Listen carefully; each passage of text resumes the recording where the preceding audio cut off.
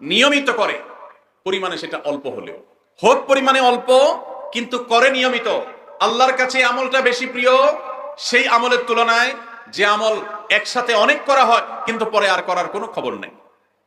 কেউ রমজানে কোরআনে কারীম 2 খতম দিয়েছেন, মাশাআল্লাহ, কেউ 3 খতম দিয়েছেন, কিন্তু রমজানের পরে কোরআনে কারীম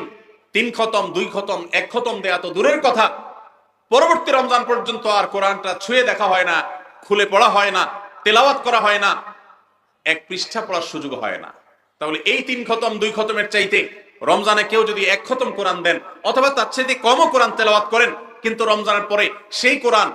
দিনে হয়তো 2-5 পারা পড়তে পারেন না, কিন্তু 1 পৃষ্ঠা হইলেও পড়েন, 2 পৃষ্ঠা হইলেও পড়েন, তার দৈনন্দিন রুটিনের মধ্যে কোরআন তেলাওয়াত থাকেই থাকে। আল্লাহর কাছে ওই 3 খতম দেওয়া কোরআন তেলাওয়াতকারীর চাইতে মাত্র 10 পারা কোরআন তেলাওয়াত করেছেন যিনি রমজানে, কিন্তু রমজানের পরেও সেটাকে ধরে রেখেছেন, পরিমাণ